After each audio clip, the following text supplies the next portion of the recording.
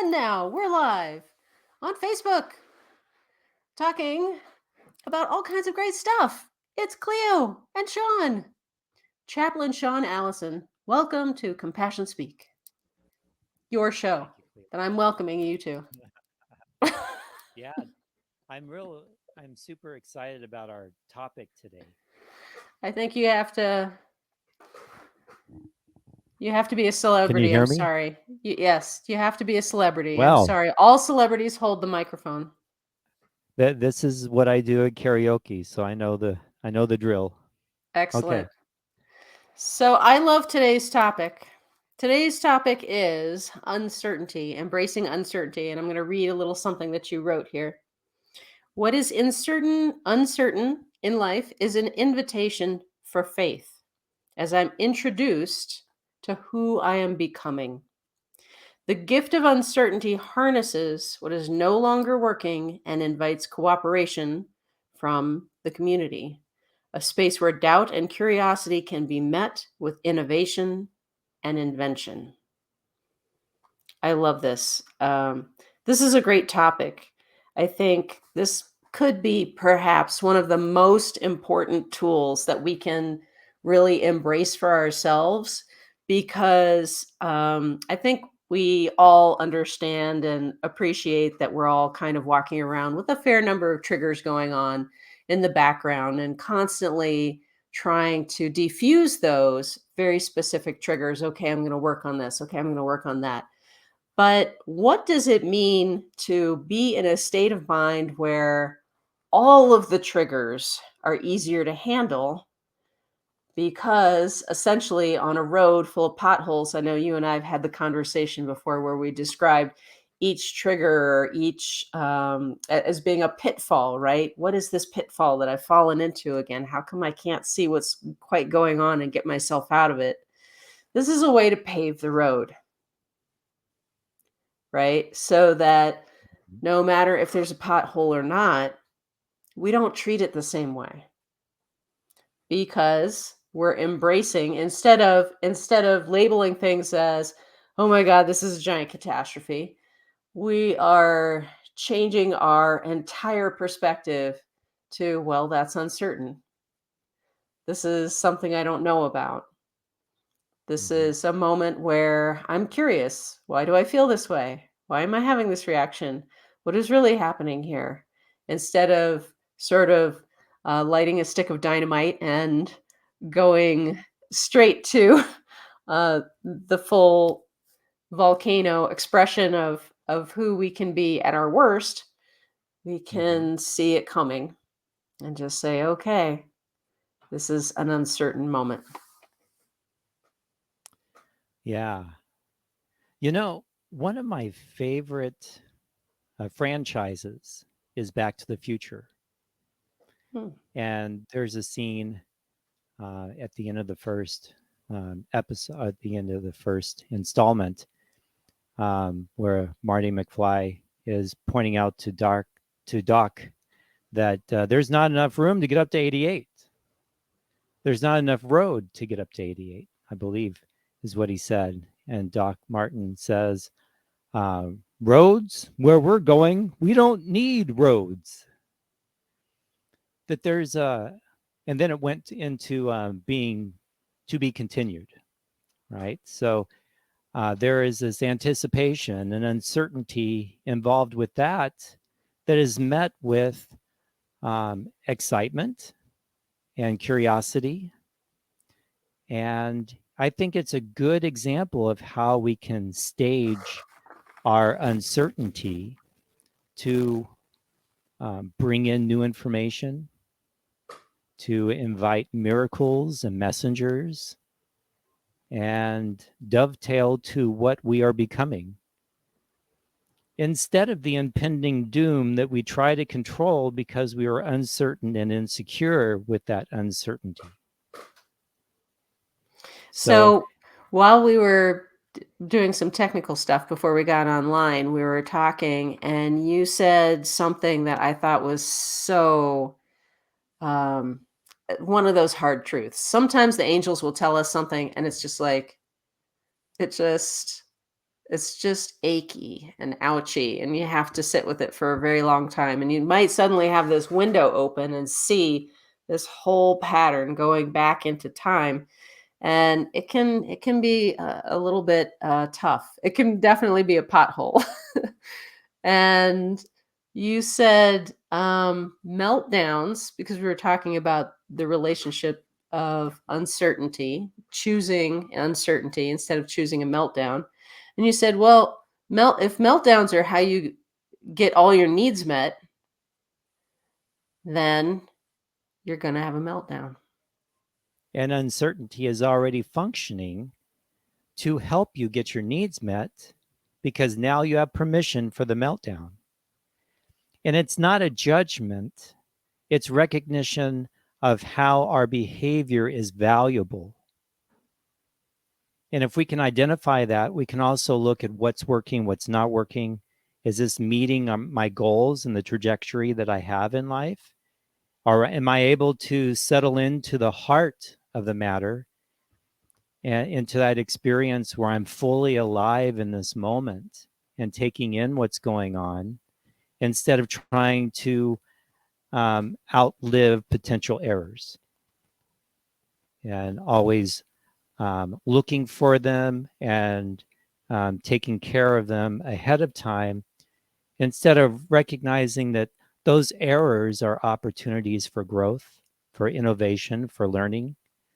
And if we welcome them, if we allow them a generous space to reside in our experience, then it can really help shape who we are and take us to places that we could not go before. This is really a great topic. I think one of the factors that people take for granted and may not even be aware of, people who are struggling with this, people who really need this tool and cannot grasp it, sometimes I think that they have triggers around exactly this, right?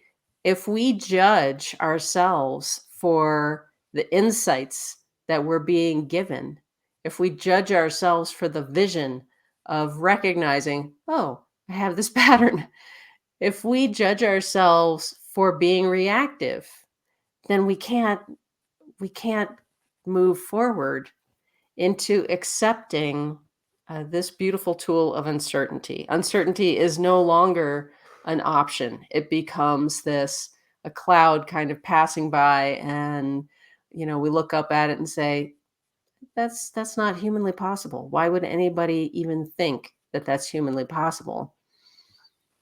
Can you talk? We've talked many times, and I love what you describe, how you describe things like safety. Talk some about how we can install all these beautiful things that can help us to just accept the idea of uncertainty. Yeah. The first thing that comes to mind is this stability we have in habits. And those habits can also be a definition of promises because they're already at work. We will identify them as we go, and we can find encouragement in them showing up. Growing up in Christianity, I was taught to depend upon the promises, anticipate the promises of God, and to look for them as I went about my day, and to put myself in a place where I can receive them. And it requires me to surrender into what I don't know is going to happen. And oftentimes my insecurity would get the better of me, and I would end up trying to control the experience and missing out on the promises, on the patterns of a very supportive universe showing up to me in a way today that can provide the stability so that I can have the safety to step into what I don't know for certain and what I can welcome because I'm coming at it from a place of reassurance and curiosity. And that can take me to places that I could not go if I try to judge it. I love that. I was just reading a book that talks about how we can have different centers. A person can be centered on their spouse, and then their day is good or bad entirely based on how their spouse feels. Or somebody can be family centered, and their day is good or bad based entirely on how things are going on in the family. Or somebody could be money centered, and the pattern goes on and on. And there's all these different things that we could be entirely motivated by. So we could be entirely motivated by our community that we belong to. If they're approving of us, then we're feeling great. And if they disapprove of us, we will now do anything we can in order to make them happy, trying to reestablish that connection. And the book talked about shifting from having any kind of center that is based on anything other than values. And that when we are value centered, then all of a sudden, the most important thing to us is our integrity, because the thing that we're referencing all the time is our values. Is what I'm about to do this thing. How do gosh, what should I do? Well, my values say that we always are on time. Okay, well, then the most important thing is to be on time. My values say that unless it's completely insane, we're going to be on time. If I have to be cruel to somebody or there's a medical reason to be late, in which case it's completely understandable and I'm okay here. And everyone should understand, right? There's lots and lots of values, and I'm starting to use this myself as a tool. And I think it's very much what you're describing, that being not being focused on values allows us to have, like you're talking about, habits. If you've installed your values to such a degree that they show up when they need to on time, because it's a habit to be on time. It's a habit to be considerate of others' needs, so that you know that you're not steamrolling the whole family just in order to be 5 minutes earlier than you were going to be, right? That those values become habits when we can anchor into those. Oh, good example. What it brings up in me is the difference between external and internal locus of control. The external locus of control is what is uncertain. The internal locus of control is what is certain. Okay. So if I'm going off of my values, going off of my integrity, going off of my security in Sean, then no matter what is going on outside of me, I can manage the experience with a greater degree of success because of the 55 years that I have to pull from in life. I think there's a lot to be said about that, because how many times have I reached out to get my needs met outside of myself first, and then falling short of that, and then just sitting in the frustration and the disconnection of it, which amplifies what is uncertain. Oh my gosh, yes. The judgment of what is uncertain is now intrusive. And that's what we're trying to identify and shift and invite, is a different way of being with that uncertainty, where it can be a friend, a mentor, a teacher, a stranger, a new environment, resources that we haven't used before, and messengers that come with uncommon language.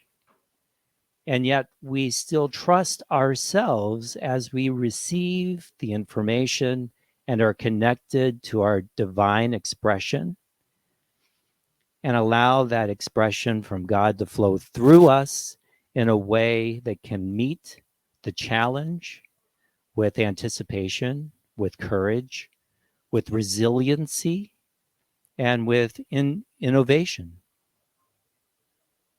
That's a lot of tools. That's a lot of tools. All right. Yeah. So the one that struck me was trusting yourself.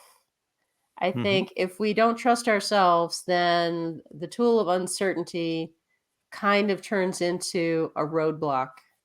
If we can't, if we can get as far as, whoa, wait a minute, something's happening. I don't know what it is. Oh, this is really uncertain. Okay. I recognize that. I recognize a big triggers coming, potential for big disaster, big reaction. Okay, I'm gonna hold this in uncertainty.